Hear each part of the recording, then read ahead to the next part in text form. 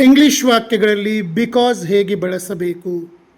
English ವಾಕ್ಯಗಳಲ್ಲಿ because ಹೇಗೆ ಬಳಸಬೇಕು? Because ಏಕೆಂದರೆ ಇದು ಕಾರಣವನ್ನು ನೀಡಲು ಬಳಸಲಾಗುತ್ತದೆ.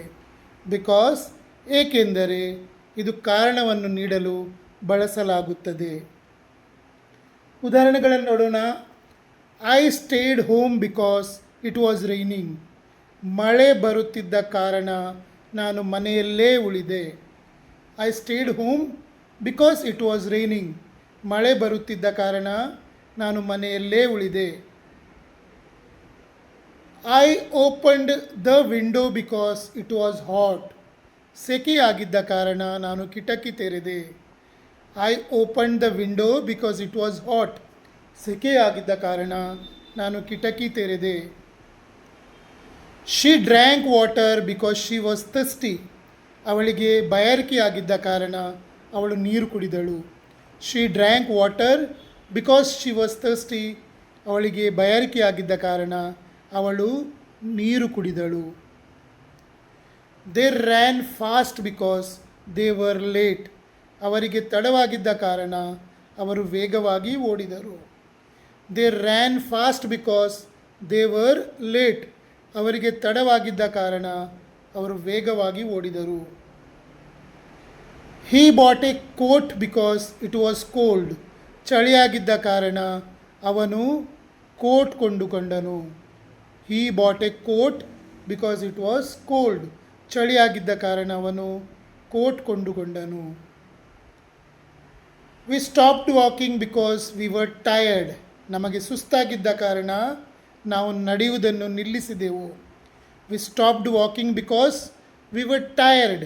ನಮಗೆ ಸುಸ್ತಾಗಿದ್ದ ಕಾರಣ ನಾವು ನಡೆಯುವುದನ್ನು ನಿಲ್ಲಿಸಿದೆವು. The child cried because it lost the toy. ಮಗು ಆಟಿಕೆಯನ್ನು ಕಳೆದುಕೊಂಡ ಕಾರಣ ಅತ್ತಿತು.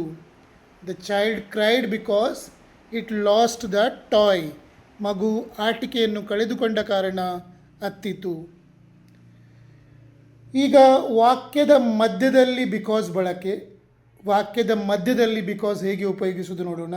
I am happy because I passed the exam. ನಾನು ಪರೀಕ್ಷೆಯಲ್ಲಿ ತೇರ್ಗಡೆಯಾದ ಕಾರಣ ಸಂತೋಷವಾಗಿದ್ದೇನೆ. I am happy because I passed the exam. ನಾನು ಪರೀಕ್ಷೆಯಲ್ಲಿ ತೇರ್ಗಡೆಯಾದ ಕಾರಣ ಸಂತೋಷವಾಗಿದ್ದೇನೆ.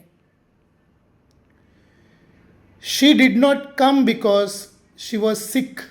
ಅವಳಿಗೆ ಹುಷಾರಿಲ್ಲದ ಕಾರಣ ಅವಳು ಬರಲಿಲ್ಲ. She did not come because she was sick. ಅವಳಿಗೆ ಹುಷಾರಿಲ್ಲದ ಕಾರಣ ಅವಳು ಬರಲಿಲ್ಲ.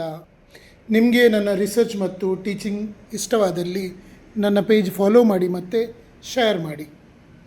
ಯಾರಿಗಾದರೂ ನನ್ನ ಕೋರ್ಸಿಗೆ ಸೇರಲಿಕ್ಕಿದ್ರೆ 3 ತಿಂಗಳಲ್ಲಿ ನಿಮಗೆ ನಾನು ಕಂಪ್ಲೀಟ್ ಇಂಗ್ಲೀಷ್ ಮಾತಾಡಲಿಕ್ಕೆ ಕಲಿಸ್ತೇನೆ. ಅದು ಸಹ ವಿಡಿಯೋಗಳ ಮೂಲಕ. ಅಂದರೆ ನಾನು ನನ್ನ ಕೋರ್ಸಿನ ನನ್ನ ಟೀಚಿಂಗ್ನ 15 ನಿಮಿಷದ ವಿಡಿಯೋವನ್ನು ನಿಮ್ಮ ವಾಟ್ಸಪ್ ನಂಬರಿಗೆ ಕಳಿಸ್ತೇನೆ. ಆ 15 ನಿಮಿಷದಲ್ಲಿ ನಾನು ಪ್ರತಿ ಒಂದು ವಾಕ್ಯವನ್ನು 2 ಸಲ ರಿಪೀಟ್ ಮಾಡಿರ್ತೇನೆ. ಅದನ್ನು ನೀವು ಕೇಳಿ ನನ್ನ ಜೊತೆ 2 ಸಲ ರಿಪೀಟ್ ಮಾಡಬೇಕು. ಮತ್ತೆ ಪುನಃ ವಿಡಿಯೋವನ್ನು 3-4 ಸಲ ನೋಡಿ 6-8 ಸಲ ಆ ವಾಕ್ಯಗಳನ್ನು ರಿಪೀಟ್ ಮಾಡಬೇಕು. ಅಷ್ಟು ಮಿನಿಮಮ್ ನೀವು ಮಾಡಲೇಬೇಕು. ಅದಕ್ಕಿಂತ ಜಾಸ್ತಿ ನೀವು ಎಷ್ಟು ಮಾಡ್ತೀರೋ ಅಷ್ಟು ಮಾಡಬೇಕು. ಕಾರಣ ನೀವು ನನ್ನ ಹತ್ರ ಬಂದಿರೋದು ನಿಮಗೂ ಇಂಗ್ಲೀಷ್ ಕಲೀಲಿಕ್ಕಿದೆ, ಇಂಗ್ಲೀಷ್ ಮಾತಾಡಲಿಕ್ಕೆ ಕಲಿಬೇಕು ಅಂತ ಹೇಳಿ ಅಲ್ವಾ. ಸೊ ನಾನು ನನ್ನ 32 ವರ್ಷಗಳ ಅನುಭವದಿಂದ ಹೇಳ್ತಾ ಇದ್ದೇನೆ. ನಾನು ಆ ವಿಡಿಯೋಗಳಲ್ಲಿ ಏನು ಕಲಿಸ್ತೇನೋ ಅದು ಚೆನ್ನಾಗಿ ನೀವು ಕಲಿತ್ರೆ ನಿಮಗೆ 100% ಇಂಗ್ಲೀಷ್ ಮಾತಾಡಲಿಕ್ಕೆ ಬರ್ತದೆ. ನಿಮಗೆ ಈಗ ಇಂಗ್ಲೀಷ್ ಬರುವುದಿಲ್ಲ ಅಂತಲ್ಲ, ನೀವೆಲ್ಲ ಜಾಸ್ತಿಯಾಗಿ ಕಲ್ತವರೇ. ನಿಮಗೆ ಇಂಗ್ಲೀಷ್ನ ನಾಲೆಜ್ ಇಲ್ಲ ಅಂತಲ್ಲ. ಈಗ ನಿಮಗೆ ಸ್ವಲ್ಪ ಅಂಜಿಕೆ ಇದೆ, ನೀವು ಮಾಡುವ ವಾಕ್ಯಗಳು ಸರಿಯೋ ತಪ್ಪು ಅಂತ ನಿಮಗೆ ಒಂದು ಥರದ ಅನುಮಾನ ಇದೆ. ಅನುಮಾನವನ್ನು ನಾನು ದೂರ ಮಾಡ್ತೇನೆ. ನನ್ನ ಈ ಕಂಪ್ಲೀಟ್ ಕೋರ್ಸಿನ ಫೀಸ್ 599 ರುಪೀಸ್, ಅಂದರೆ ಬರೀ 599 ರೂಪಾಯಿ ಮಾತ್ರ. ಅದನ್ನು ನೀವು ನನ್ನ ನಂಬರಿಗೆ ಗೂಗಲ್ ಪೇ ಅಥವಾ ಫೋನ್ಪೇ ಮೂಲಕ ಕಳಿಸಿದರೆ, ಯಾವತ್ತು ಕಳಿಸ್ತೀರೋ ಆವತ್ತಿನಿಂದ ನಾನು ಕ್ಲಾಸ್ ಸ್ಟಾರ್ಟ್ ಮಾಡ್ತೇನೆ. ಸೊ ಆದಷ್ಟು ಬೇಗ ಸೇರಿ 3 ತಿಂಗಳೊಳಗೆ ನಿಮ್ಮ ಇಂಗ್ಲೀಷನ್ನು ಸುಧಾರಿಸಿಕೊಳ್ಳಿ.